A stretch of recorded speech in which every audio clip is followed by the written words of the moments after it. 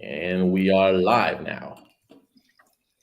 So, guys that are watching, or maybe nobody's watching right now, but guys that will be watching, Emilio is an ex colleague of mine. He's a really smart engineer. He used to work on the bridge at Dukan. And even before that, he was a principal engineer. He has, I guess, a startup person's heart and personality. You'll learn later about how he sold startup and now he's in a new startup. He really is about the startup life. Hi, Emilio. Hey, hi. Thanks, Alex, for having me.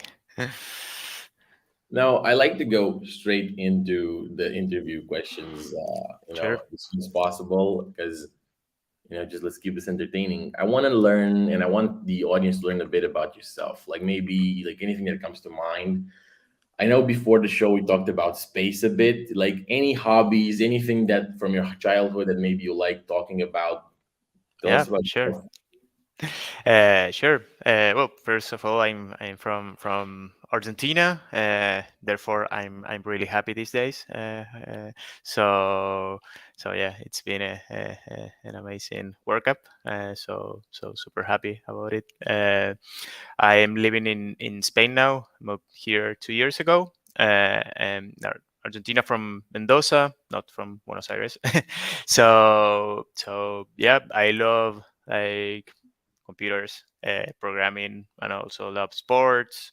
I don't know, into chess recently. I'm pretty obsessive, so when I get into something, I go, I yeah, I go all in. And so yeah, I don't know, doing sports, nature, hiking, running. So yeah, that's a little bit about my background.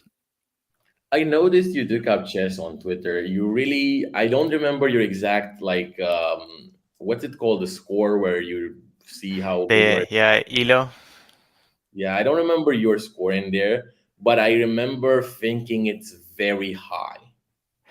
I mean, I think it's high for having started in February, and so yeah, before that I only knew the chess rules and have played a few matches like 20 years ago. But then a friend came over to my house and we're in the Pyrenees and say, "Hey, you want to play some?" I've been learning chess and say, "Want to play some matches?" I said, "Sure." We went and we bought a chess board. We played a few games, and that's how much it takes for me to when something clicks into me. So I start watching videos. I start learning. I open a chess.com account, and I think I play over like 5,000 games this year. Wow. So yeah, that's and took classes. I don't know. I went to a chess club here in Barcelona. So yeah, and it's fun because when my friends. I tell my friend I'm playing chess now and say, okay, did you already read all the books? And I say, yes, yes, yes, because same. I don't know. It's same for everything. I start running and I read like all the books I could find about like training for running, how the body functions when running. I end up running a marathon and then train for a couple of ultra marathons. So yeah, I So you have kind of an obsessive personality. It's yes, yeah, good you that can tell. good that you channel it in good things. So that's 5,000 chess matches over not even a full year, which adds up to what? Over $1,000 of study. Yeah, I mean, most of them are quick, like blitz games, which are 3 minutes matches. But yeah, I don't know. Sometimes on weekend I'll play like I don't know 12 hours, 14 hours, and then study matches and um uh yeah. Amazing that you can get so obsessive about one thing. I only had a few things in my life that I could get like that over. One is programming and the other is boxing way back when. But how do you see chess like improving your life? Because I wanted to take up chess too, but it didn't click for me like it clicked for you. And to me, it was like an argument. Is this really improving my life? How do you Yeah, see that? I think that it bring back some focus to me. I don't know. I've never been much into social networks, and but there's a very like yeah we live in times where focus it's really hard to have with all I don't know from social media to like all instant stuff. I don't know. I never like use TikTok or whatever. Or I have like Instagram, but it's like yeah, I check it from time to time. Sometimes I use Twitter now because of like crypto Twitter and stuff. But but still, without that, I mean, I don't know.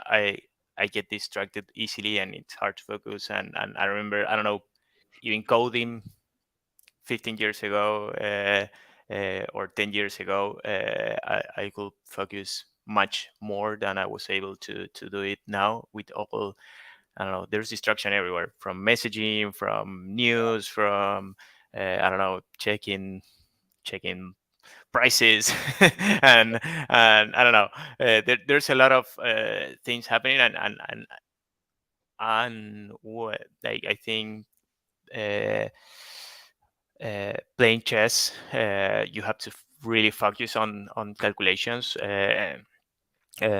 because yeah, and tactics, and so it's very hard to be doing any other thing than doing that, and it's training.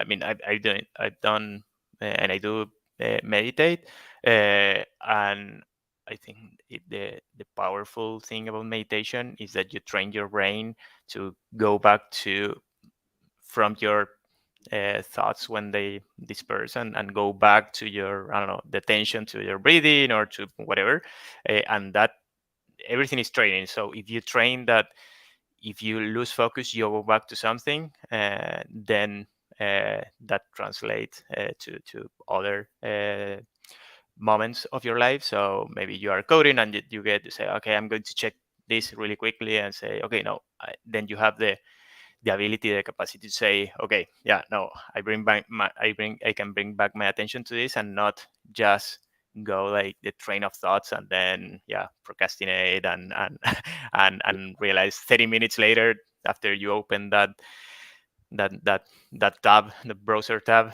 and you lost I don't know track of time. So yeah, I think I mean I want to say chess is like meditate because it's very different trying not to think about anything from trying to like concentrate about something.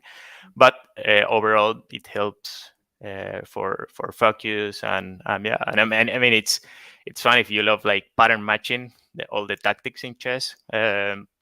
You have like strategic playing and tactics, and tactic is like same patterns and yeah I think I don't know, probably like engineering minds will always try to find patterns everywhere, so yeah it's fun. It's also hard I think on the ego. I did also Brazilian jiu-jitsu like for 8 years. I trained so and I find something similar there that is really hard on the ego. I also used to play poker for less time, like 2 years, 3 years. I used to play a lot of poker, like 15 years ago.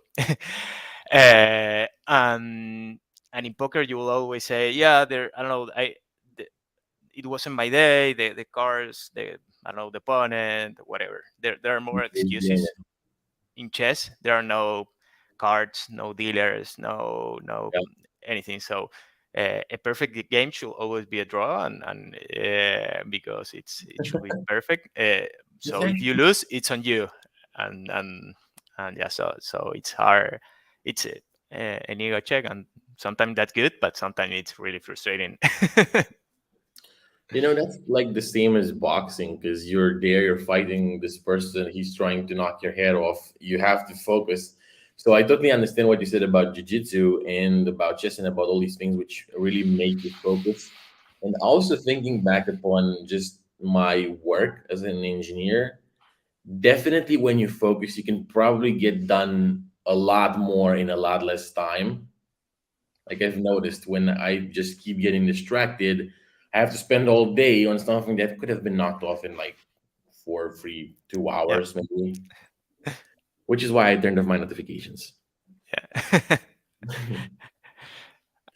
How, like, I remember when we were in Amsterdam, you told me one really interesting story, or you told us one really interesting story about Argentina, and it was shocking to a lot of people.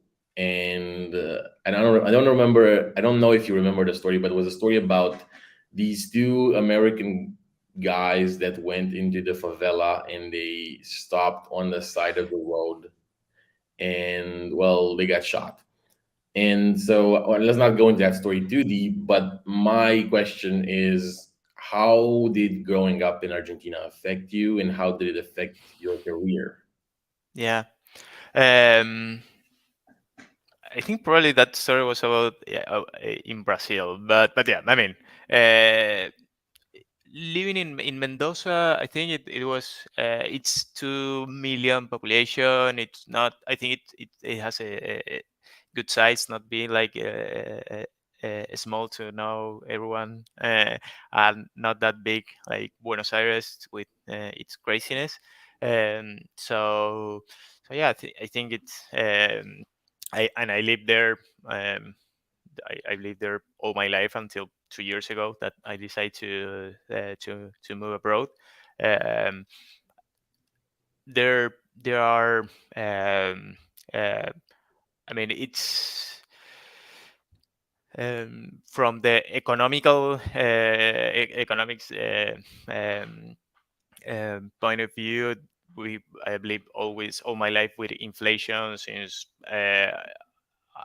I went out from high school. There has been inflation, and now this year it's like 100% yearly. So a lot of, yeah, um, it's a very, yeah, uh, political divided country. Um, um, in terms of, like, it's, I think it's secure if you, yeah, know where to go and where not to go, and sometimes, yeah, you can have like some problems in, but yeah, luckily I didn't have any major security issues. One of my sisters did. uh, People broke in their house like a couple of times. Fortunately, nothing happened, but sometimes it may happen. But yeah, I think overall, uh, it was great place to live because it's, I don't know, it's, the people are friendly, and I don't know, there's, uh, uh, really, the mountains are amazing nature, and so yeah, I enjoyed. Then of course, when, like, running a startup is not the best place in the world. It has it pros and cons, from like government things, uh, but yeah, I think, uh, I don't know. My experience is was positive. So yeah, totally something you can do. I'm really curious how it affected your career, because, like, in Romania, the idea that a person could sit down at a keyboard, click, clack, and money appears in your bank account, and the idea that you would work for a foreign company and stay home, like everything that I'm doing Yeah, now, everything that you're doing now, even leaving the country, they're kind of crazy thoughts. The idea of how much money I'm making right now is also crazy for most Romanians. And I'm thinking, coming from yeah. Argentina or other places like Romania and Argentina, it's the same, and it can be limiting. Yeah, I think, and this wasn't, this restriction wasn't there when, like, I don't know, 15 years ago, when I was starting. But yeah, in more recent times, there have been restrictions to buy US dollars, because since inflation starts hitting and everyone goes and sell their Argentinian pesos to buy US dollars, because it's been always the best, asset to hold through, like, through inflationary times. So that, of course, makes the pesos being worth less and less, and so government starts putting restrictions on how much US dollars you could buy. So if you go to your bank before, you could trade or Argentinian pesos for US dollars. But then restrictions started, like, yeah, you can do more than 500 a month, then 200 a month, and now it's pretty much nothing because you have to, I don't know, qualify, and it's impossible. So of course, people are still buying US dollar, but that's open a gap, Yeah. and that black market. So basically, the Argentinian pesos is maybe, I don't know, 100 pesos a dollar, and the blue dollar, which is the black market one, it's like 300. I think it's 350 now. So it's crazy. So this creates a really, really bad environment for many things, and one of that is remote workers and software development. So what happens? So for example, Eventbrite, where I was uh, working, and they hire people locally, and like many companies do there. And if you want to hire someone locally, you can pay them in US dollars by law. You have to pay them in the local currency, which is pesos. So basically, if Eventbrite wants to send dollars to Argentina to pay engineers, the central bank converts them to 100 pesos each US dollar. So many if a software developer works remotely and they pay them in the, I don't know, US, in a bank account in the US, they get, I don't know, $2,000, $3,000, $5,000, and they can, I don't know, transfer it to Argentina through uh, Make many it. mediums of yeah, and they may, I don't know, charge them like 3%, 4%, but they convert it to 300. And of course, most of them don't even like declare anything. So you're not paying taxes, and you're also getting three times the value for your money. And this creates really bad conditions for uh, the the the companies that wants to yeah, invest in the country, and wants to run it. And of course, hiring someone, if you want to hire someone, they will ask like crazy crazy amounts, and even hurts more the startups that want to find engineers, and so yeah. I mean, I can understand both both sides, but and I don't think there's a clear say, this is the right thing. But what it definitely does, it's hurting the local industry. So more and more software developers are outsourcing code. So yeah, that's a shitty situation. It is when government tries to intervene and do many things, and they really don't understand that the people are Yeah, just like many people, especially in countries like ours that are not first world countries. They'd rather do something illegal than get half the money that they would have gotten. It's just yeah, it feels weird when you tell somebody from the UK or the US, yeah, if people raise taxes in Romania, they're just gonna not pay their taxes. They're like, wow, you can just not pay your taxes. That's crazy. It's indeed illegal. Well, yeah, it's illegal, but this is the culture, and the governments don't really understand that sometimes, and they do stupid stuff like in Argentina or in Romania. Now they want to raise taxes right. when nobody's going to pay that. But Yeah, and I well, think that was one of the reasons that crypto became so popular in Argentina too, because of all these restrictions, and having, I think at one point, like, everyone was like, "Yeah, buy Bitcoin because it's an edge to inflation, and it's an edge when Bitcoin goes up, but when it goes down, it's not an edge." But what it truly served for, it's the this decentralization and the permissionless part, the component of crypto. what it works. Then of course you can discuss all the taxes and the clearing or not. But besides that, the permissionless component, I think it's the most important for that for us that have lived in a country with those kind of restrictions. Understand? I mean, DHH, the creator of Ruby on Rails, said I was wrong about crypto because he was always like, yeah, crypto, there's no use for crypto. And then when the truckers Hmm. thing happened in Canada, that the bank identified like the truckers that were protesting and they closed their bank accounts. Yeah. So yeah, I mean, and it's amazing how many people in the US are super into the permissionless and decentralization of money when they haven't suffered the consequences of having those. So that's great. So because yeah, when you do it, it sucks. Yeah, it sucks. But I do like that a lot of people start to understand just how important permissionless money is, where you can send it to whoever and do whatever. It's really super powerful. Like, I mean, just really, I've actually told this before to other people. I have a better user experience sending crypto to someone than using my bank account.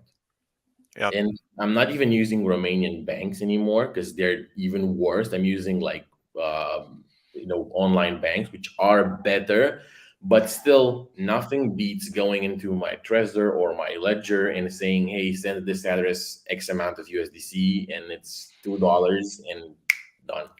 It's gone. It's beautiful. But let's talk about your career. How did you start as a programmer? What was your beginnings?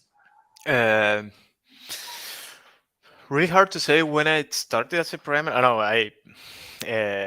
Since I was, I don't know, maybe 12 or something. I en- I love computers since I first put my eyes on them, and I love always playing video games. I still do play a lot of video games, and I've been big gamer of all my life. But yeah, uh, and I was so the first computers I have, I say, okay, I can play games, but how do these things work? And I was curious about like, I got curious about how is this running a game, and then the operative system, and trying to understand then my computer at home was always not working because I was testing stuff and trying. They end up buying me my own computer because we have a family computer, and it was always not working. I say, Emilio, what's the computer is not working? I say, okay, yeah.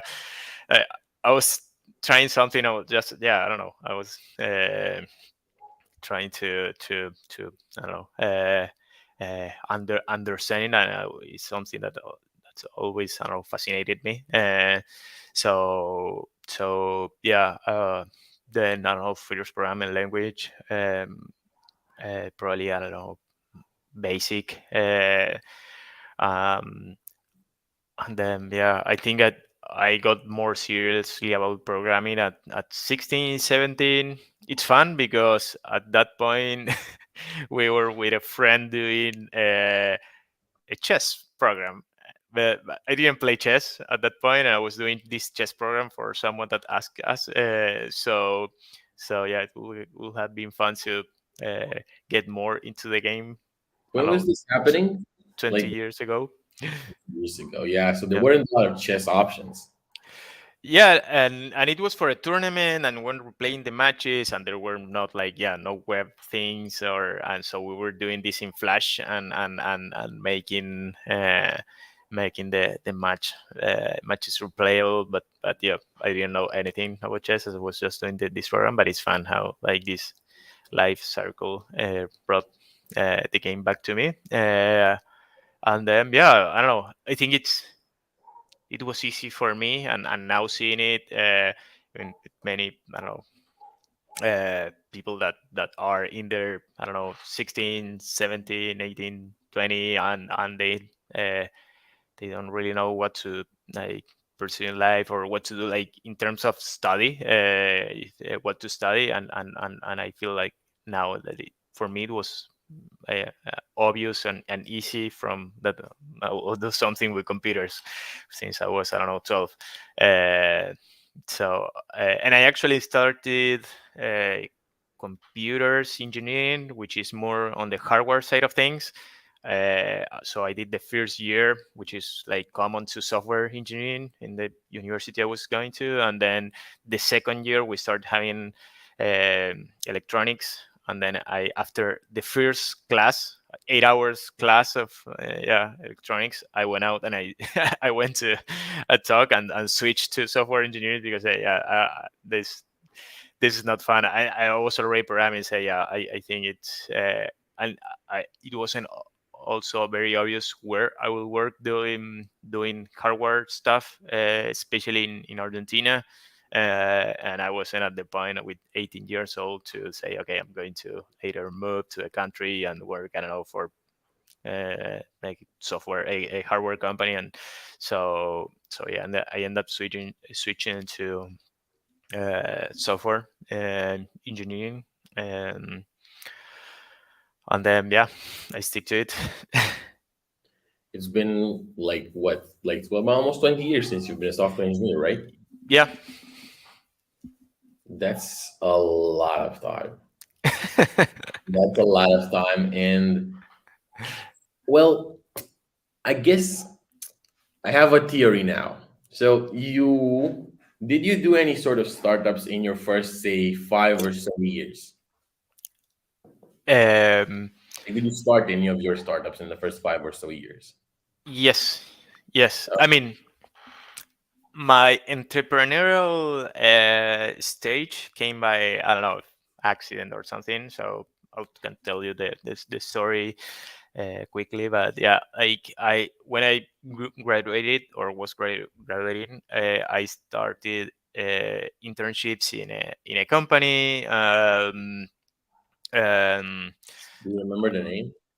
yeah, ITC, and this company, it was a like software shop. They have some outsourcing product, but they have their own products as well that they were doing. It was a local company, and then the the guy running the company at that point was my brother-in-law, and yeah, he was married with my oldest sister, so it's been like a brother to me. But then yeah, I started doing my internships there, and after I don't know, a year and a half or 2 years, I got also into Ruby and Ruby on Rails. It was very early Ruby and Ruby on Rails. I think Ruby 0.6 and Rails 1 or something like that. Uh, um, and yeah, someone told me about it. I started reading about it and I got hooked. And we were doing Java and at the company, and Hibernate, Struts, and I find it like really tedious and say why I'm repeating all this code stuff all the time.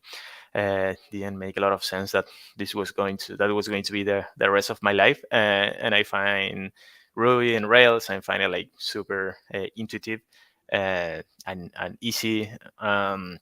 So I proposed, we were starting a new project at this company, and I proposed it and said, yeah, now it's the other like senior devs say, no way, no one knows that. And um, and then yeah, I still wanted to try it out. So basically, we were four in the team, and I went back home and after work, and I will do the same that we were doing in Rails, just to learn. Because yeah, what I was going to do, a to-do list, an address book. And so I had a project. Okay, let's do that project in Rails. It's not like I was competing; I was trying it out. But after a month, I'll tell them, hey, look, this is what I've been doing In on one month. Rails, and yeah, and I've done the same that we all did, the four of us did in Java, plus I don't know, 1 month ahead of roadmap, and say, uh, uh, and yeah, and the guy running the product say, okay, yeah, let's switch to this, and the other devs weren't super happy about it, like senior Java devs, enterprise, Yeah. having learn this new, very new TypeScript, uh, um, like this type of scripting language. so yeah, but then yeah, I start like going to like RailsConf in the US, and making friends there, start contributing to Rails, and I had the best time. Yeah, I had the best time contributing to Ruby on Rails, and contributed for like 3-4 years, and I think that was probably the best investment in my life, to spend time doing open source. I mean, I never did it for, we were using Rails, and it was very early. There were bugs, there were features I needed, so it was, the community was very open to accept things, and I ended up contributing a lot. I mean, I was not core committer, uh, but I had commit rights at some point, and I think I contributed over, I don't know, 400 commits to Rails, or 500. So I end up rewriting the ORM. Yeah, it was all because it was fun. It was, I don't know, exciting, and never thought about like, okay, this is like an opportunity, or whatever. But then yeah, later in life, that having done that, it was a batch that I didn't. Yeah, I think it was more important than going to college, for example. It's so so yeah, and going back to a startup, how it started, Eventios. Get into this Rails contribution stuff because it's Yeah, crazy. 400 commits in the Rails repo. How did this help you in your career? One, that's one. yeah. And two, how do you even go about it? Like, do you just show up and look at the issues and then figure out where you can help? Or what do you do to contribute to such a big repo? Yeah, my first actually commit, I remember it because I was trying to find the last element of a model, and I did dot last, because you have dot first to get the first element, and I did dot last, and I got an error and say why. If this is so intuitive, why do you have dot last? Uh, so yeah, I looked the documentation, it didn't exist, and I started looking at the code, and then I say, I got into that moment. It was Discord didn't even exist. It was Campfire. Campfire was a chat by 37 Signals. 37 Signals is a company by DHH, which was the co-founder of Ruby on Rails, and Ruby on Rails came up because DHH wrote it for 37 Signals and Basecamp. So yeah, and he was there, and I say, hey, I think we should add that last, and say, yeah, and DHH responded me like, yeah, replying like public channel, yeah, what's the business case there? He said. I say, oh, and I was such a fanboy of him, like, oh, okay. I got nervous, like, okay, yeah, it's like, yeah, it's so yeah, I told him, say, okay, cool, send a patch, and we'll approve. So yeah, I end up writing the code, which ended up being much more complex than I initially thought, because I said, okay, I'll just reverse the query and you get the last, but then you have relationships and reflections and stuff. But it was fun, and that was the first, and it was like the I don't know, the first drug. then then it was like, okay, why we don't have this, or this is not working. I will just go and have always when I'll run Eventios on a local Rails version, and I will debug inside when something was not happening. I will find bugs easily, and instead of doing a workaround, I will send a patch to fix it. And after, I don't know, like once you commit a few times, they know you, and first time it's hard to get more attention. But then after you do a few commits and they know you, and I think it's easier and easier to get stuff reviewed and implemented. So I think it was a very natural way of doing it, not forced. Not like, okay, I'm going to try to find something to do, because otherwise you look at the code and say, yeah, this is too big, or yeah, it's basically, okay, I need this doesn't exist, or it's not working as I like, and add it. And then it also becomes a habit, instead of I don't know, monkey patching your code, or doing like workarounds, and doing a lot of things that many people are does with libraries, or whatever. You go and just do that flow, go to the library, and ask why it's not working. Okay, is this a bug? Yeah. Okay, can I fix it? And yeah, I don't know, software open source maintainers are always welcoming help. So yeah, I think you can either just like, yeah, find a workaround, or a monkey patch in Stack Overflow, or you can go and fix it for you and everyone else.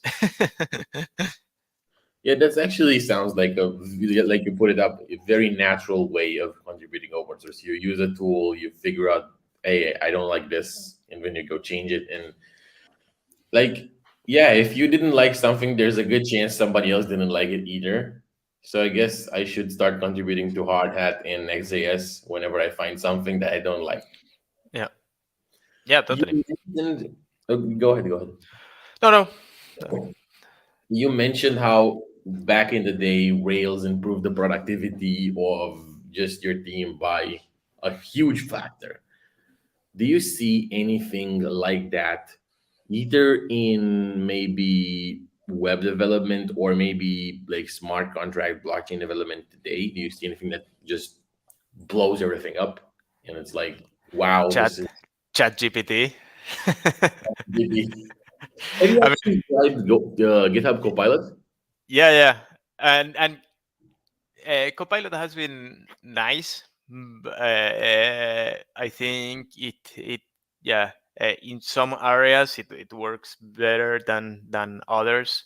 For example, right now I'm doing like a Python backend, and a TypeScript frontend, and I get more the TypeScript React code generation better and testing than in the Python side of things. I mean, some functions are okay, when yeah, it I think it also comes down to what libraries you use, the ORM and other libraries, and how well it knows about them. Um, but yeah, I think, I haven't been this excited since I first got my iPhone one, when they just came out, and I look at it and say, wow, this is the future, the first smartphone ever. Uh, I'm so excited with OpenAI stuff, and uh, um, yeah, using Copilot, ChatGPT, and been playing with Midjourney and Dali, and yeah, I haven't been excited about like some technology for a decade, or more, and also the breakthrough. I mean, when I went to college, I studied artificial intelligence models and stuff. That was 20 years ago, and I don't know, you always say about like, well, what some companies are doing with AI, and the future, and it's, yeah, it's A exciting, lot of but people, a lot of people like you, I see you see it from a positive perspective, as in, wow, this could make yeah, us so much more productive and it could really help society. But I've also seen people think as in, this is gonna fuck up the job market and I'm gonna lose yeah. my job or whatever, or I'm gonna get a salary cut, or whatever they are thinking. What would you tell those people? I don't see how. I mean, first of all, um, I mean, it's very far from being like totally functional without doing anything. Of course, it's all early, and should their learning models should be exponential. The better they become. But I think there are tools. Alex, the other Alex from took an example about that, and actually from chess, that when the first chess software beat a world champion, it was Kasparov at that point. Everyone said like, okay, is chess uh, dying now because computers can beat a human? And now the not even the best computer, but like a web chess engine can beat Magnus Carlsen, which is a world champion. They are they have improved so much, but yet yet the game is as exciting as ever, and the new players have been transformed by how computers play. So basically, you if they match they had a match with a computer, they will lose. But the new generation of players that have learned from the start using engines, they have a different way of playing the game. For example, I don't know, they could sacrifice more pawns because they they get a better structure, and that was a concept the machines brought us. And without getting too much into chess, I think it's the point is that we should use these tools to improve the way we do our things. And I mean, it's been I think there's been a shortage of engineering developers in the for the last, I don't know, decade or whatever. So we need more I don't know, productivity or whatever. And if we can build 10x better because we use these tools, in at if at some point, I don't know, I'm not that much of a philosopher to think about like, yeah, I love Harari and what will happen with all these scenarios when all jobs will be replaced. Some people are against of on the self-serving cashier because, yeah, what cashiers will do, and our workers at Amazon warehouse now being replaced by AI and machines.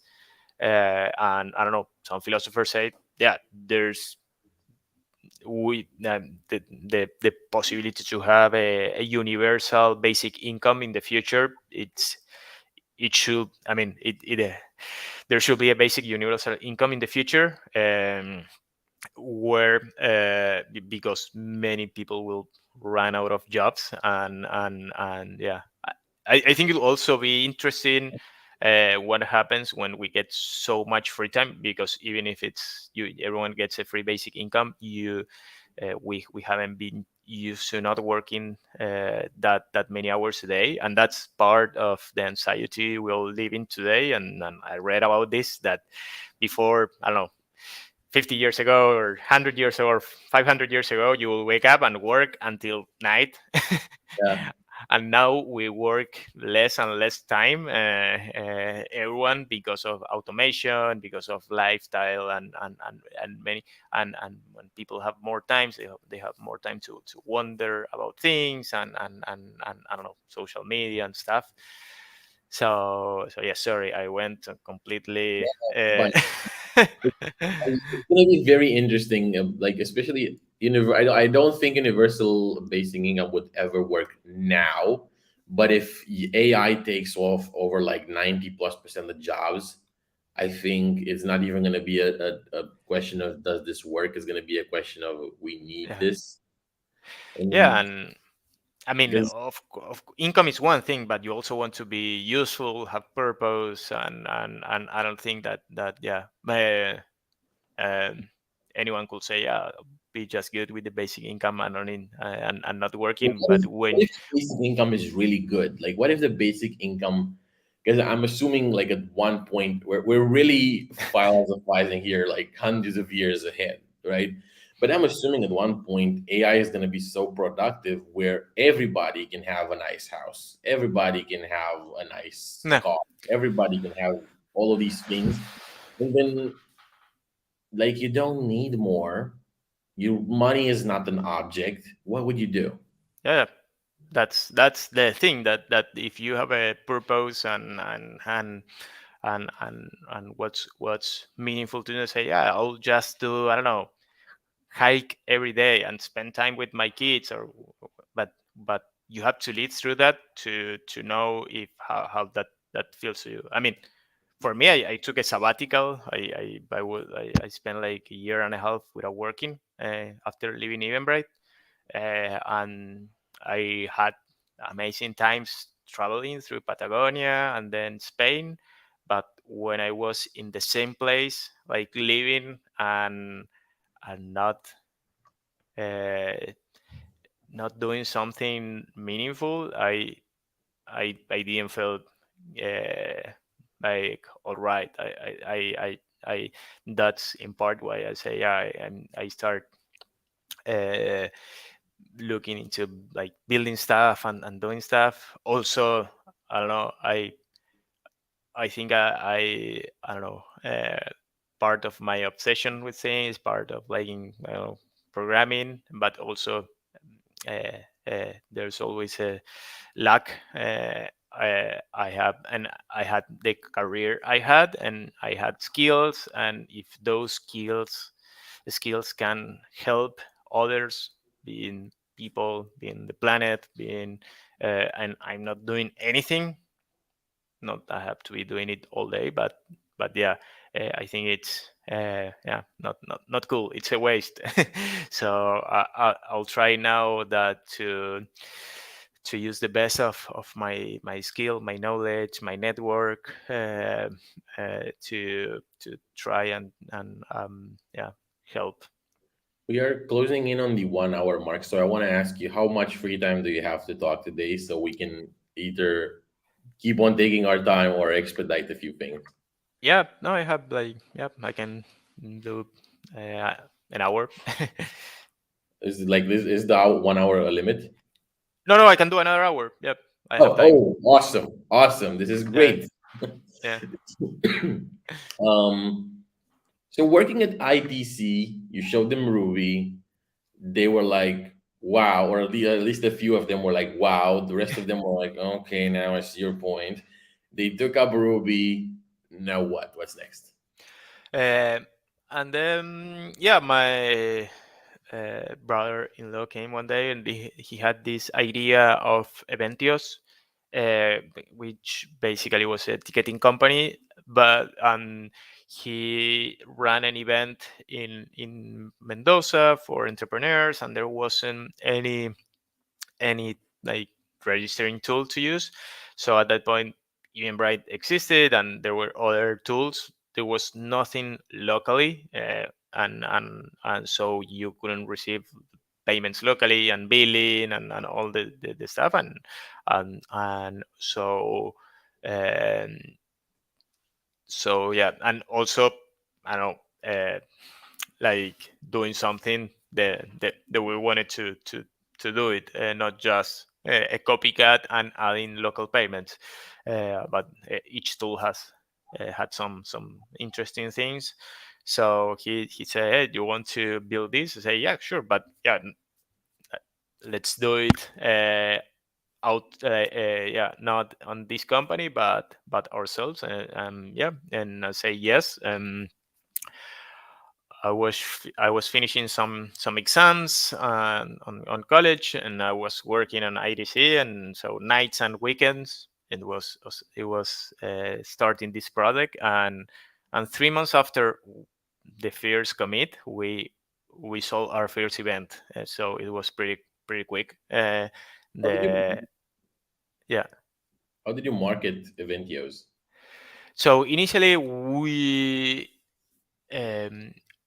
initially we went through a couple of people we knew that were hosting events in Mendoza, and and it was easy because there were no better options. I mean, the option was a spreadsheet and cash, and Yeah. so yeah, it was pretty easy. You couldn't use any other tool, because even now you can use, I don't know, payments online and a spreadsheet if you want. I don't know, but at that point there was no like I mean equivalents of Stripe or others in Argentina. Now you could do it, I don't know, using Mercado Pago or whatever. At that point, there was nothing you had to do. A contract with Visa and Mastercard to get credit cards, and that takes months and cost that you can do for one event or two or three. So there Yeah. was no way for them to like get digital payments. And uh, so yeah, when uh, we grew, we bootstrap, we grew organically, and it was, we spent a year working on like side on the side of our jobs, until then we decided to go full time. And then yeah, we kept bootstrapping. And To go full time, was it making enough money for you guys to support yourselves? more than money, faith. Well, That you it guys had could. savings, I guess. Sorry. You had savings then, or how did you like? As you have Yeah. to take care of Yeah, living. I mean, I was living with my parents, and yeah, I didn't do much. Uh, so yeah, I think, yeah, I wasn't spending much money. So yeah, we decided to go for it, and go full time. We have like really low salaries for what could, I don't know, an engineer could make. But yeah, it was uh, enough for me to live. Uh, and then yeah, I didn't spend more years, I think, living with my parents before moving out, until I was making enough to pay rent. So yeah, and then yeah, after a couple of years, we end up found raising a round from the founders of Mercado Libre, which is the biggest Oh, e-commerce in Latin America. yeah, I heard. Yeah, yeah, we were one of their first. The the CTO and co-founder of Mercado Libre, and the CFO, they move on Mercado Libre and open and started a venture capital fund, Casec, that have invested in hundreds of companies now, but we were one of the first one. They invested in Hard Hat now recently. Oh, Yeah, yeah. They so yeah, we were one of their first companies.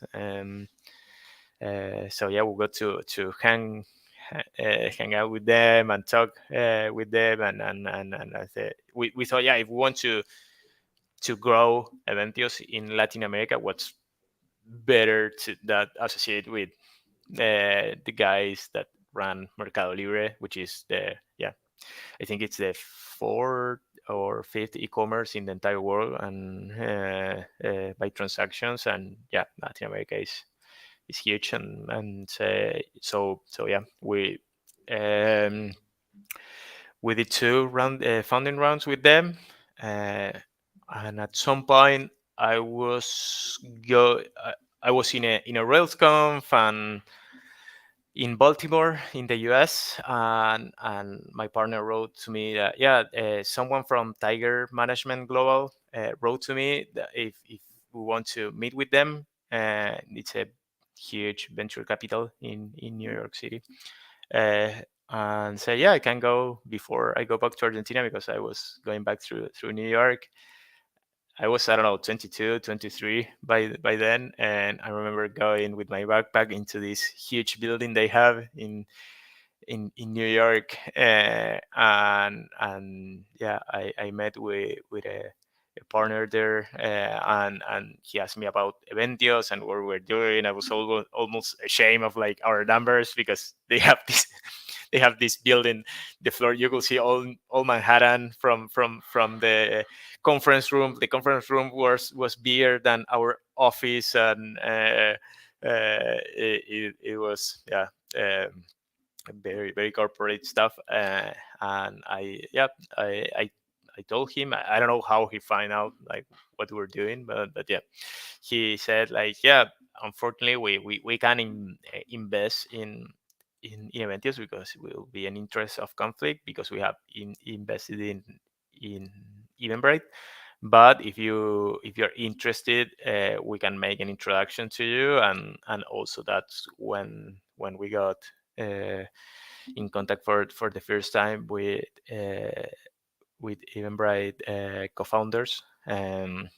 So yeah, that's another chapter of the story. You're muted. Sorry.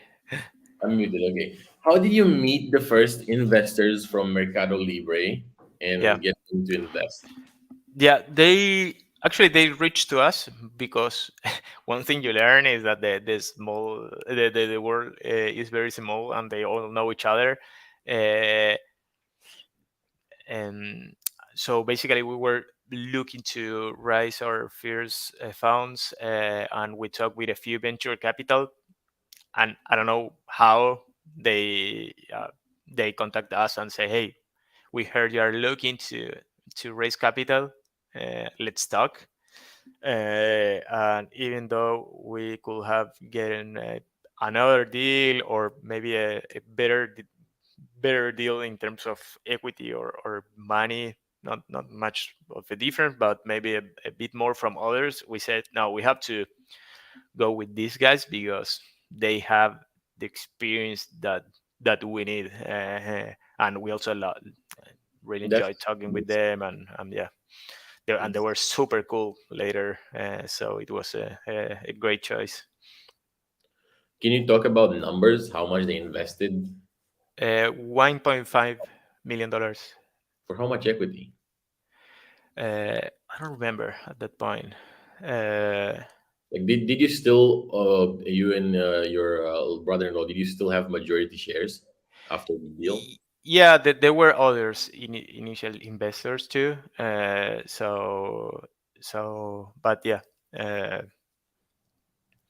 And it's very interesting to me how like all this world, because pre Amsterdam, I had no idea about this whole world where people invest like millions into this and millions, and it's just no, until I I mean, come. and the first funding round was 500K, and the second one was 1 million, and I mean, it's I think yeah, um, they were great for us to run, and then for us to open new offices and hire. Um, but we were also running a business. We had costs. It's not like, yeah, I don't know. How Maybe big last was year. Eventios back then? Sorry.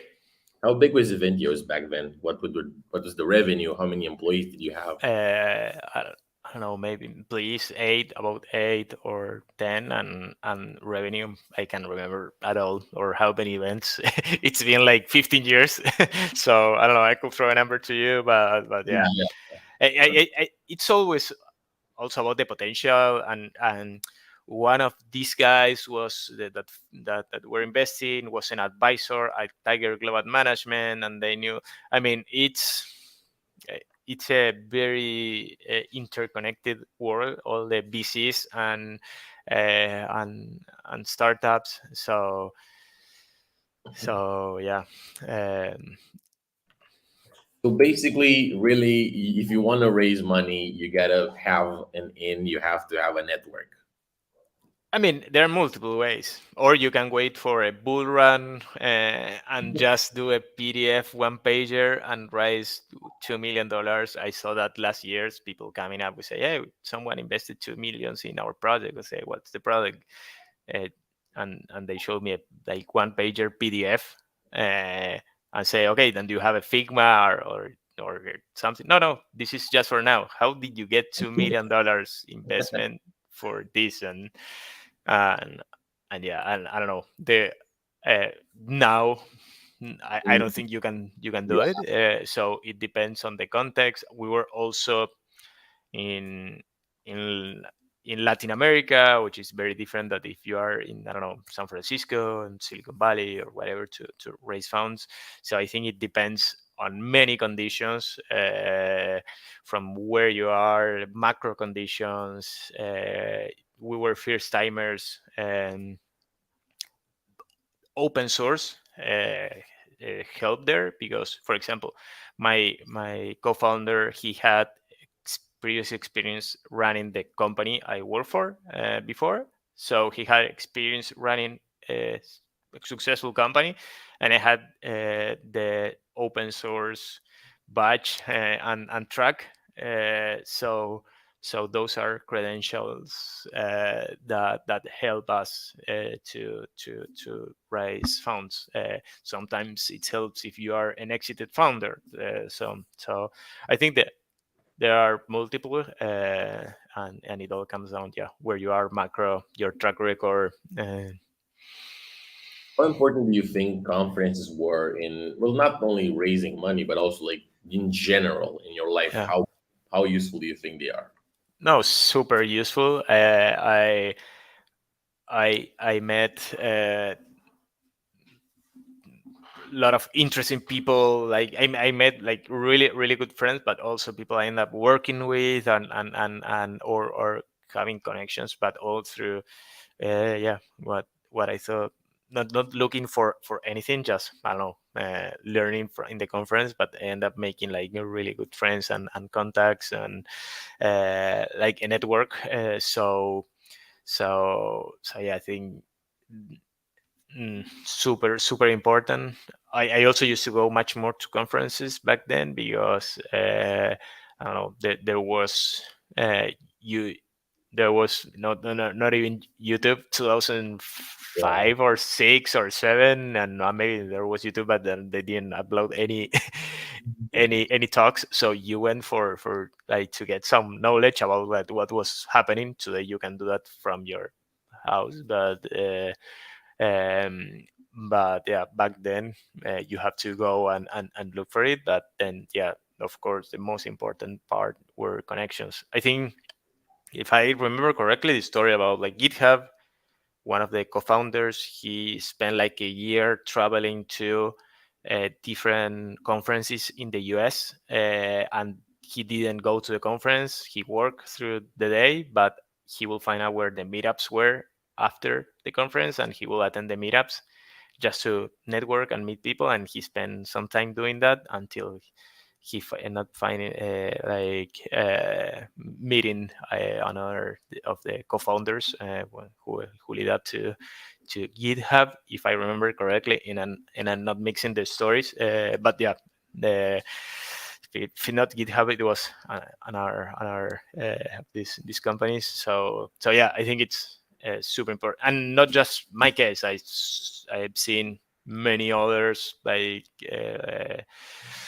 many other friends or people I've met in conferences, uh, end up doing stuff with others. So yeah, I think connections was is very important. It was great to be back in conferences after so many years in East Amsterdam. We went with Alex and the Toucan Protocol team to East Amsterdam, and after pandemic, shaking hand with 3,000 people, not getting COVID. I think it was amazing. That was my first ever conference. Actually, it was my first time even meeting any like software engineer in real life.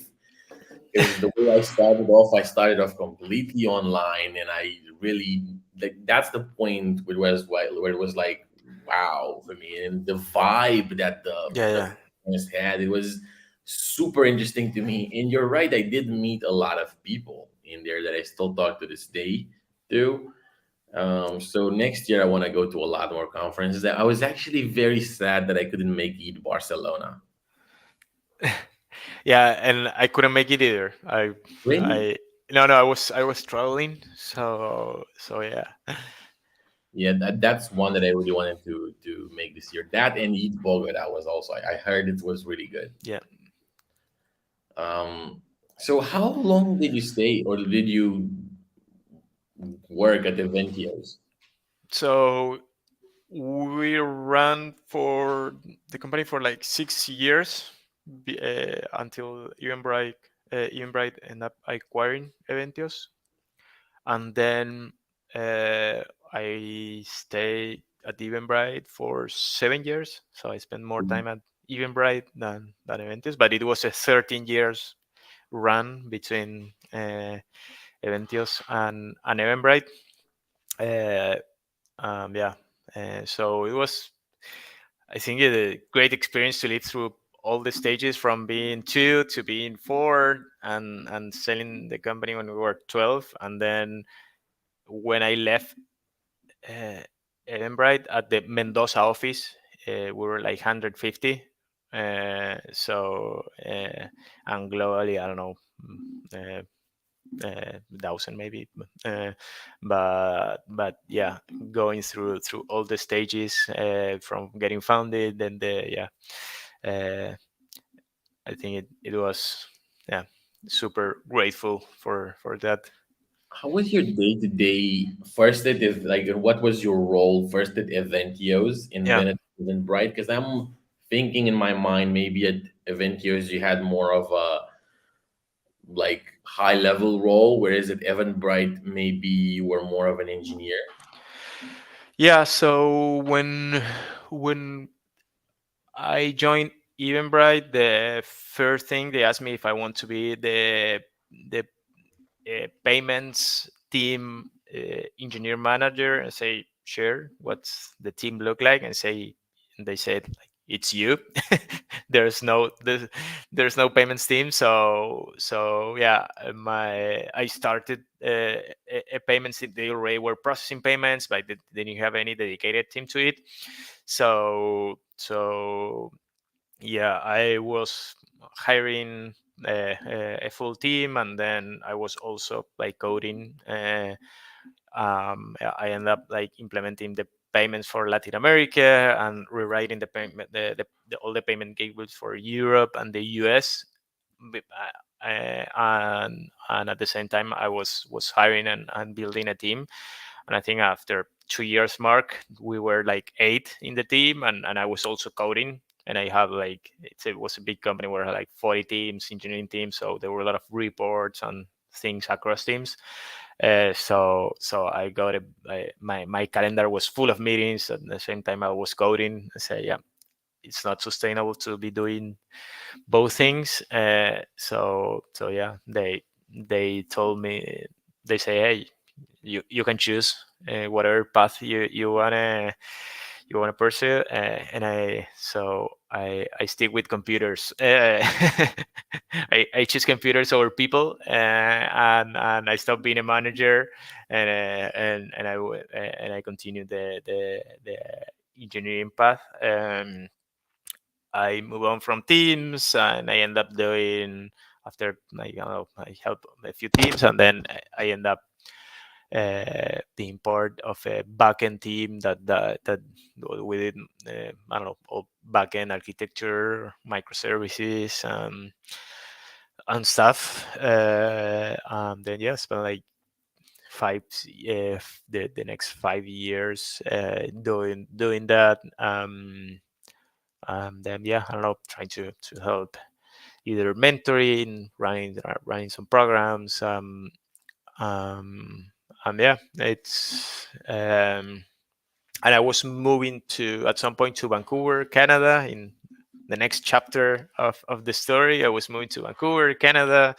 I had everything ready. Embraer had acquired a new company there, so uh, I start to feel that from traveling and spending more and more time abroad, falling in love with some places. Say, how will it be to live there, because I've lived all my life in my hometown, and I love traveling. But how will that experience be? And say, yeah, talk with my girlfriend at that point and say, yeah,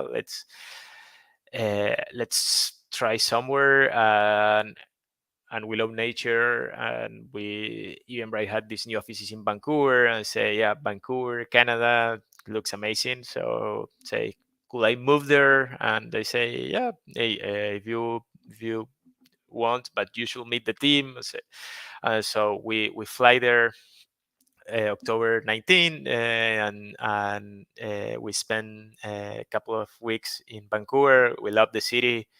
It's the nature is amazing. And then yeah, we came back. We got married. We sold the apartment. We sold all our stuff, and we were mostly ready to fly there on May 2020. But like a month before that, lockdown started, and then lockdown, the 2 weeks lockdown became, I don't know, a month too, and then Eventbrite, the ticketing company, and the pandemic is not the best mix. So they end up downsizing. I still had my job, but they closed like a few offices. One was the one in Vancouver where I was going to. So that plan went sideways, and then say, yeah, if you still want to go to another office, where, yeah, I don't want to go to San Francisco. No, thanks. I don't want to go to the US and depend on a visa, and I don't know. Trump was there also, so visas and Latin America. I didn't want to be depending on his mood every day. So I started. I did a brief interviewing process with, I don't know, Amazon, Google, Facebook, and I was, because yeah, engineering and and I don't know, yeah, places that can um, um, accommodate you in another country, and they have and then at some point after 1 month of interviewing and studying, I say, yeah, I don't want to work uh, in any of these companies for now. I think it's, yeah, not for me. So I dropped the interviews, and I end up quitting my job and say, after 13 years, I can take some time off. So we traveled through Patagonia, and we decided to move to Spain. Yeah, we moved to Spain in 2020. We went to the Pyrenees for a year. And then, yeah, that's the, I don't know, that was totally unexpected. But yeah, sometimes that's how How life did you is. decide to move to Spain? I mean, I guess it's kind of a logical thing. If you want to go to Europe and you know Spanish, then it's Spain. But why did you want to go to Europe? We were looking for, like, with my girlfriend, places with nature and also technology, that have a technology hub. And so we started looking into Geneva and now Switzerland and Munich, and places that we haven't been there yet. We saw, yeah, looks like very uh, nature, good nature, and I don't know, a lot of big companies there. But at some point, my girlfriend is a yoga instructor, so I don't know, she speaks English, but not like, yeah, neither German or, yeah. So she had a colleague working in the Pyrenees, and we saw the place and say, yeah, I can work remotely or not. I wasn't working, say, if I decide to work on something, I can do it remotely. So let's give it a go. Uh, Also, that was early 2020. Still, there were lockdowns and stuff. So being away in the Pyrenees in nature, I think it was much better than being all masked up and with restrictions in a big city. Understandable, understandable. I was lucky because in Romania the laws were kind of, I mean, the laws were very strict, but the enforcement of the laws were not very strict, if you get my meaning. Yeah, yeah. But so Spain, you went to Spain. Obviously, it's a good choice. You can actually like Germany. I know they speak a lot of English over there. Yeah, Is uh, yeah. I think, yeah, Spain was easy. Also, I have I'm a Spanish passport holder, so I mean, with European Union, you can go anywhere. But yeah, like this opportunity came up, like from this guy that was in the appearance. I say, yeah, let's give it a try. Like language wise is easier. Yeah. uh, so yeah, I don't know. And now we are in outer Barcelona. We moved from the Pyrenees here like almost a year ago, and yep, it's nice. We a lot of Argentinians in Barcelona, so we have many friends and fun to do stuff. Also, it's handy to have an airport close to travel sometimes. And so yeah, the Pyrenees were amazing, but there was very like lack of infrastructure in our town.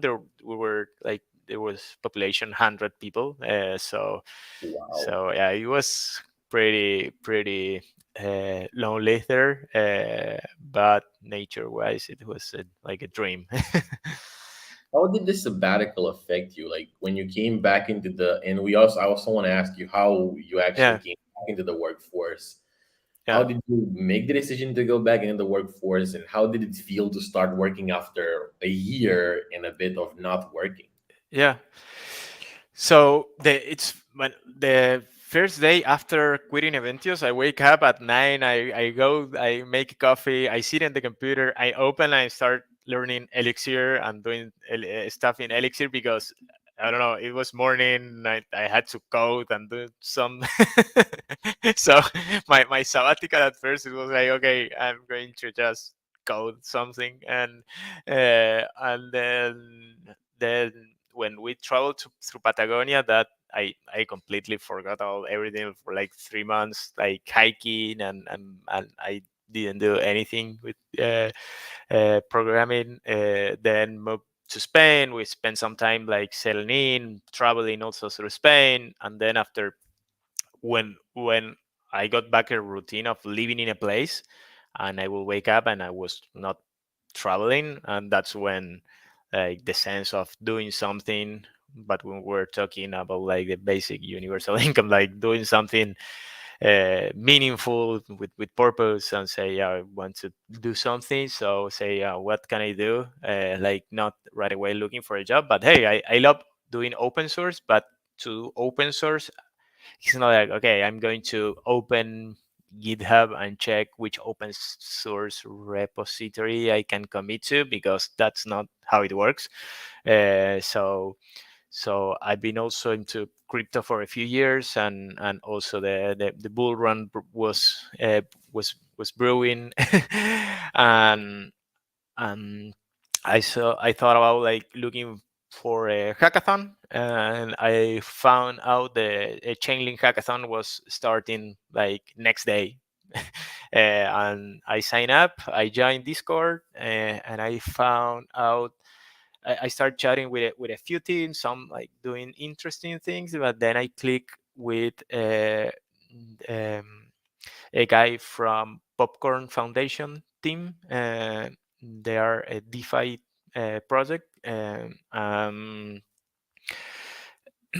the project is running now. But back then they were just starting out.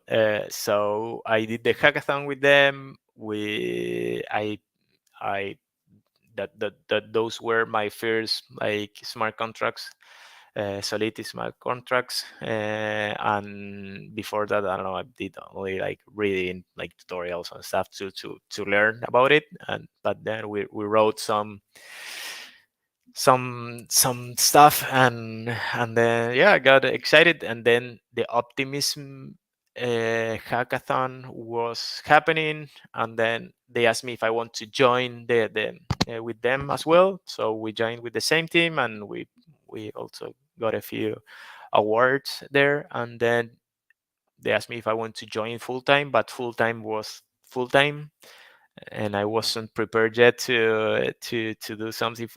We still had plans to continue traveling, and also okay, this is the first thing I do after the sabbatical. I don't know if I want to jump straight to be full time working on something. I want to explore more, and then yeah, I spent some time more time learning, and then by the end of year people kept recommending me about Kernel. Kernel is a program that runs for 2 months to connect with people in the Web3 space. I highly recommended it. Recommend it. It's super super good.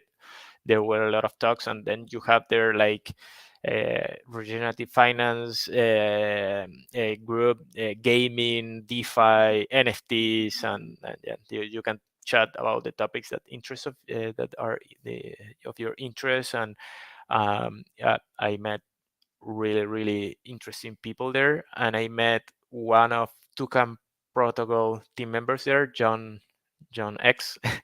Um, I actually talk about him at the beginning of kernel, and then right after the end, I was with then I got really excited about like being a member of, because I it was like a conference, seeing all these people with ideas, discussing with them ideas, and all trying to build things to meaningful ideas to uh, change things and say, yeah, I want to be part of this, do like something that is meaningful to me. Uh, when John for the first time told me how to kind of say, yeah, like climate and crypto, and say, yeah, uh, I don't know about it. And it's not like I'm close to idea. I'm very open, but at the moment I didn't like get much into it. I didn't know anything about the carbon markets or whatever. I only saw a documentary about like how they evaded tax doing. Uh, I saw that one too. yeah, Thanks, guy. yeah, yeah. So then yeah, after the program, I was talking with two teams to potentially join, uh, and I actually said yes to one of them, like co-founded the project that they have already raised money. And then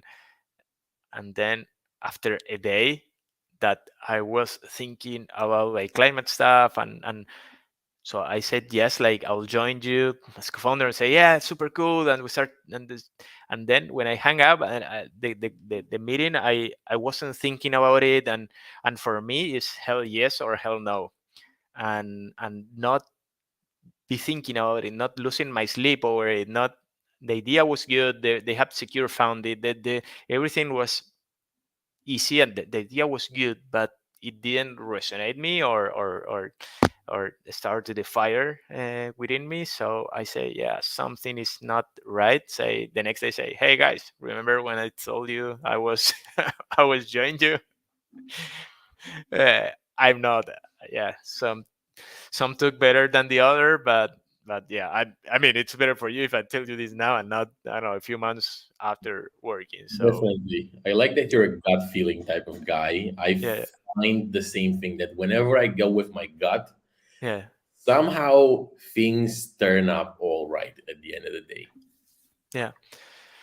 Yeah, for me it helps. I know also do it running. I was running a lot at that point, and going out for a run, and if I just, and then my rule of thumb, if I not convinced, and like I said, hell yes or hell no, because if I'm having second thoughts about it all the time, but this is and this, or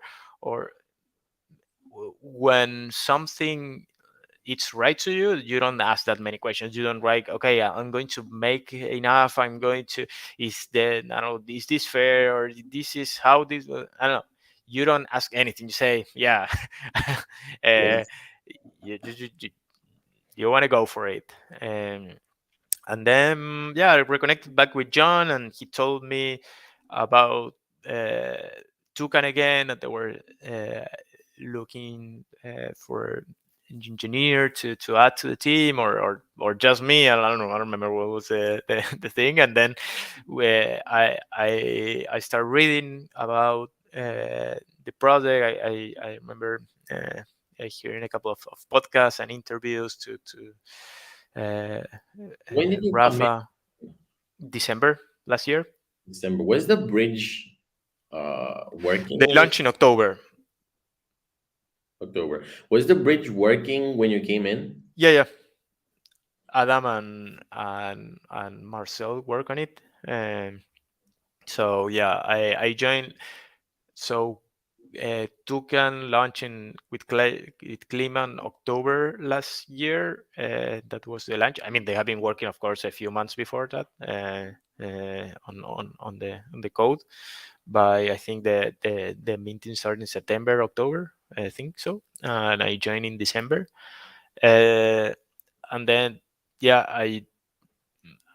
I started learning a lot about the carbon markets and all the space. I yeah um, and then yeah in July, I think it was June, um, one of Eventbrite's co-founder approached to me, and Renaud Visage. He's one of Eventbrite's co-founder. He's from France, and he told me he had invested in a startup. Salt is the name of the startup, and that they are they were trying to tackle climate change as well, on uh, helping financing product developers and climate products. And then yeah, I started talking with him and decided to join them in July.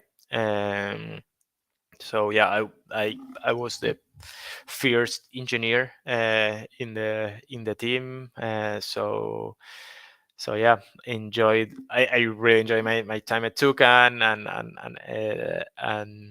yeah, super great people to work with. Uh, but then yeah, the opportunity to also start something from scratch was always resonating to me. Yeah, that's where I'm currently spending my time on. Yeah, it's very interesting because I asked you before going live too, and I want to dive deeper into what Salt does as well. But before that, I think, at least for me, it will be very hard to leave Dukan or leave anything, and it's a battle of just, do I really want to leave? How did you make the decision? How did you? I kind of know the answer because I asked you before the Yeah, live, but just for the audience, uh, I how did I, you make the I decision? mean, I think it's also for me living in Eventbrite was really hard. I spent 13 years between Ventios and Eventbrite there, and of course, as you do it more, it's I think it's it's easily, and I don't know, maybe that's why a lot of senior engineers spend 1 year in big companies. I don't, that's not my goal, and I don't think you can do many meaningful stuff in a year. But yeah, what in part, I think that yeah, once you leave a job, um, you the first time there are so many questions, and then once you do it and you see that yeah, there are other opportunities, you consider that more. But yeah, I think if it resonates with you, and I mean it's uh, I don't know, spending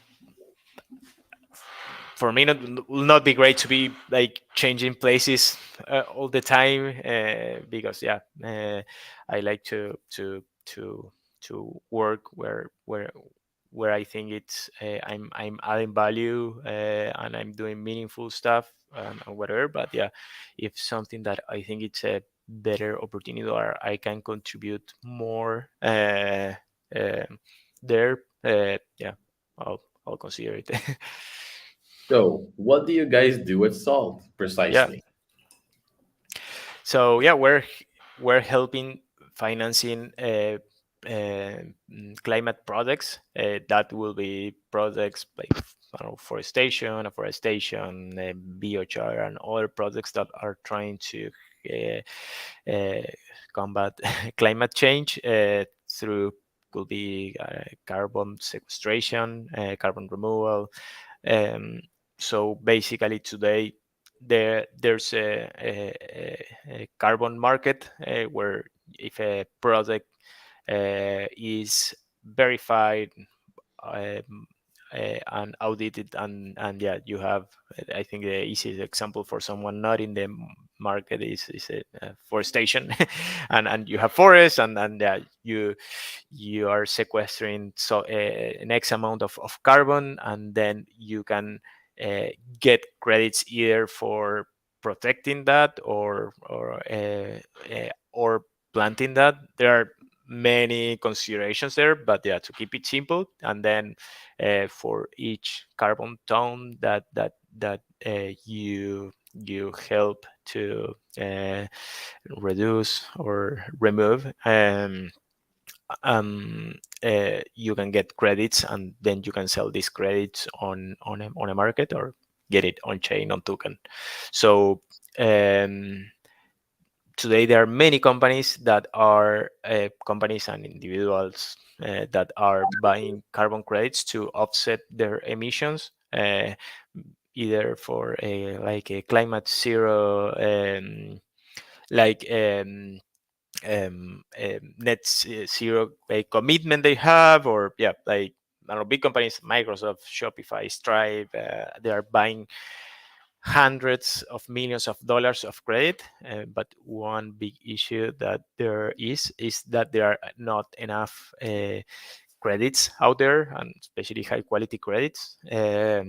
So the there's this chicken egg thing, that there's many investors that want to invest in these products, and there are many products that want to do product developers and want to do more products, or want to expand their current product, but they need funding to be able to, and by funding it's, I don't know, from $2 to $5 million to uh, expand their products, and um, to hopefully get more credits. And I'm saying credits to keep it simple. There can be other options like equity, debt, or off takes, but yeah, carbon credits is the simplest way. So basically, you can get a 5 million. If you can get a $5 million investment, and then you can generate more credits, you can say sell them, but all this takes of course time, and connecting them. Usually project developers are in emerging countries or third world countries, and investors are uh, in the other side of things, like in first world countries, and so it's very, yeah, connect them. And so what we're trying to achieve is a platform that we can do risk assessment on different type of products, and offer them to investor that feels their risk appetite and their goals for investing. These investors can be companies, can be family funds, pension funds that maybe they're managing $1 billion of assets, and now their customers from these funds are asking them, hey, we want to have exposure to climate change, because we don't want you to only invest in tech or oil or whatever one. So yeah, they're looking for and it's not easy to say, yeah. So it's crazy to me if you think of, like, yeah, we're having a climate crisis. Now our world is having we're running out of time on 2025 2030 goals, and then we have all these people.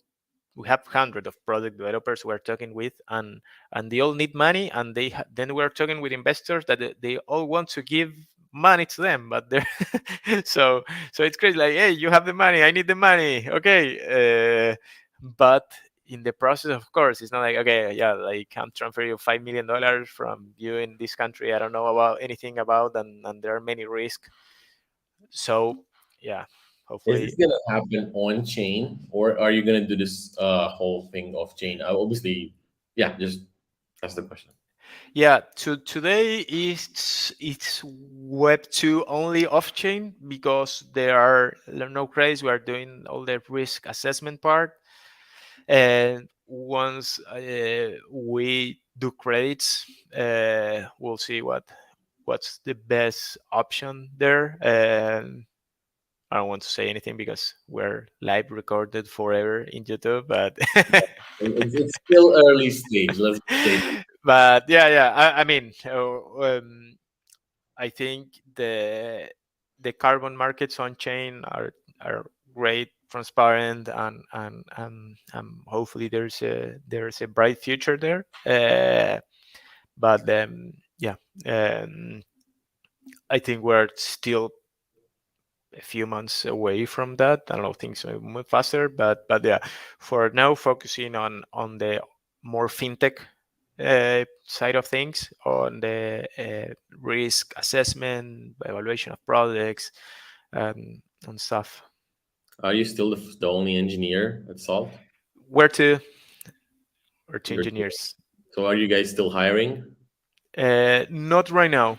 We're uh, I think yeah, we have a lean team and we're moving fast, and for now, not looking to hire maybe in the next month, but definitely if someone is watching this and wants to Yeah. reach out to me, and yeah, you can find me uh, anywhere, Twitter, Is LinkedIn, or Salt, whatever. Sorry. is Salt open source? No. And how, like, obviously, since it's not open source, I'm not sure if I should even ask this, but I'm curious how the risk assessment works. But if you cannot share it, let's just move on this question. Um, Yeah, no, I mean the risk assessment is project risk assessment. So we look into variables, and we probably will need to be regulated, because if you are doing financial advisory for investors, you have to be financial regulated. It's not the same if you have a marketplace where you put things and someone buys them, like a carbon marketplace, and there are crates there, and then you can buy anything at your own risk. But if you are putting products there and you say this has a high risk of currency of country, or and then you are giving a financial advisory, even if it's not personal financial advice, you are doing financial, so you have to be regulated. yeah, So there are components of things that we will do that will probably require us to be regulated, and there are some components that you can do in the meantime. But yeah, if you are doing is that type of risk assessment, like project risk assessment. yeah. It's actually this problem that you guys are solving at Salt. I never realized this is what you guys are doing because I never looked into it. But it's super interesting to me. I've been talking on and off with Nicholas from Ivy Protocol, if you know him. Nicholas, no, I don't think so. I'll share the link in the chat. But Nicholas is or wants to, I'm not sure how far he is into it right now, but he wants to tackle a similar issue of funding like pre certified carbon projects. So if you want me to connect you guys, maybe you can find some sort of partnership or synergy between the two companies. Yeah. Um, but it's really a super interesting problem to me. I've been just learning more about it since Eat Amsterdam when I first heard this. Yeah, Was yeah, totally. If someone is interested in this topic, I'll super recommend the book, Speed and Scale, from John Doerr. John Doerr basically was he was at Google for many years. He brought the OKRs to Google, and he wrote this book. So they show a documentary on climate change, and his daughter said, "Hey, dad, why?" Like 13 years old daughter say, "Hey, dad, after the projection, why are you? Why did your generation did this, and why you are not doing something to deal with this?" From that moment on, John started to get into to helping fight climate change, and Speed and Scale book. I think it's a super great book, a lot of insights, and also all OKR. It's all OKR the book, like how we should all the targets we need to meet and by which dates and the amounts and are so so yeah, I think the if you're listening to this and you can do software engineer designing or whatever, and you're not happy or feeling meaningful or purpose with the job you're doing and you're interested into climate, there are many opportunities, there are many programs to go through, and there are job boards for climate, and even if it's not salt or toucan, I will advise, yeah, to And just really just ask around the refi. Like the refi niche is super big, especially on Twitter. There's a lot of people in refi. So I think it's just, I mean, if you really want to, I think people are hiring. As much as everybody keeps on yapping about, oh, market crash, layoffs, people are still hiring. yeah. People are still hiring. Yeah, and I don't know. Of course, there's macro, but yeah, I was in a conference in Malmo, Sweden recently. The Drop, which is a new conference that was the first edition, hosted by the Pale Blue Dot Venture Capital, which is the leading venture capital firm in Salt. And there are big like funds just rising for funding climate projects. I think there's still, I mean, especially if you're not looking to raise $200 million, it's not like trying to raise now like from 1 to 10, $20 million in climate. The funds have the money, they need to invest it, they need to bring returns to them. So yeah, I mean, the macro is really bad if you are trying to get evaluation of $200 million now that everything is down. But if you are starting a project, I think there is no. I mean, it's not like last year. There's no like one page PDF to get you to millions. But if you do something that makes sense and bring value, you can totally build in this moment. I think it's one of the best moments to build. I mean, 2008, the financial crisis, uh, Bitcoin came up, but also Instagram, Uber, Airbnb. I mean, so many of the disruptors, tech disruptors companies from that generation were built during the financial crisis. Most of the stuff that we use today is built within the 2008, Yeah, 2015 era, really, if you think about it. yeah. Interesting to see what all the lady of this year that people taking time to build something their own brings us. I was actually going to ask you if you see any trends about what's going to be built or what's going to really, really grow in terms of like software in the next 5 years. Maybe you see crypto, maybe you see AI, maybe you see Yeah, cloud. yeah, AI. I think it's the big trend now. Uh, I think, yeah, crypto. I mean, I don't know if you have another 5 hours to talk about crypto, but yeah, I think there will be, yeah, uh, uh, turbulence from the damage all the FTX Well, and upcoming regulations that happen, but there will be always more restrictions in country and more uh, uh, yeah, things that will tend to move things into crypto, in my opinion. So many companies that are here to stay in the space. Uh,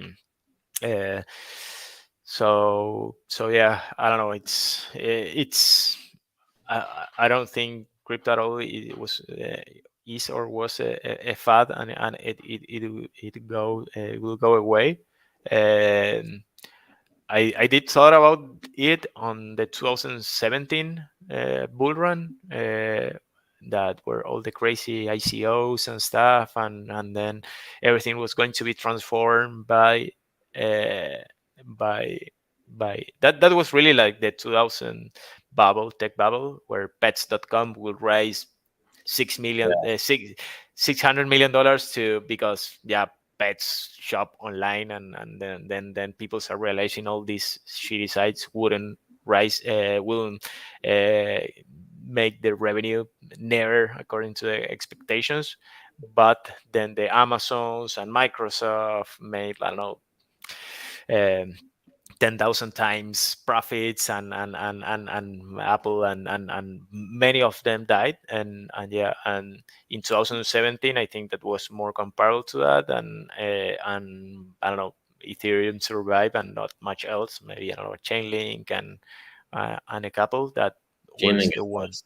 Yeah, and the ones bringing real value. And now, uh, I mean, of course, all the drama of exchanges happened, uh, but now it's the same. I mean, even like tech stocks valuations, that the Tesla is down like almost 80%, and Shopify. I don't know. You have so many companies going down, like Robinhood, like 80% down. I don't know. You have like so many stocks that have gone down more than Bitcoin, and so yeah, I don't know, not a It's like macro. just the market cycle, I guess. What do you think about like two coins that I really, really like are Chainlink and the Graph? Because they are backed by technologies that we as an industry use a lot and are just amazing technologies. Yeah, yeah, I think uh, I'll add to that Matic from Polygon, Yeah. because they have, I don't know, this year they have 1,000 partnership. Everyone is building on Polygon. I think it's super exciting on both their marketing and partnerships, and that's the business side of things, but also in the technology. I think they have one of the best technologies right now, and they are building the future ones with the other companies that they have acquired. I don't know. They have like six solutions now that I can't even remember. But if you look out for Polygon's solutions, that they are trying, I think, all the possible best outcomes for what it will be a blockchain technology, and they're doing that. They're investing in them all, and I think, yeah, with their partnerships and everything, I think it's really consolidated to be, yeah, a good, like a, a project with a great future, besides what Mari token value is. Now, in the end, let to wrap this up, I guess I want to ask you one last question. Any advice to young Emilio? What would you tell young Emilio if you could go back in time? Or what would you tell, no, even better, what would you tell young Emilio if he was here today? So not young, because obviously it's a different context if you were to start off 25 years ago or 20 years ago than if you were to start off now. What would you tell young Emilio today?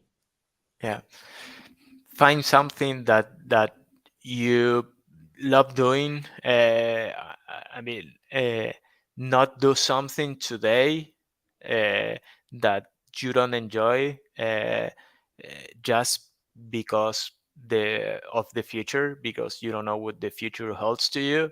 And that could be, I don't know, from uh, anything can happen, from sickness to death to whatever. And but so make the most of, do something that you enjoy today. I mean, we end up if we end up working on things that doesn't excite us, or either in a space we don't enjoy, or either in I mean, life is really too short to be doing something and just doing something out of like money or whatever. I mean, there can be times in life where you can do some compromises and say, yeah, I'm going to do this shit that I really like because I really need this money. But but uh, but overall, try to do something that gives you purpose, and yeah, makes you happy and others, and find find.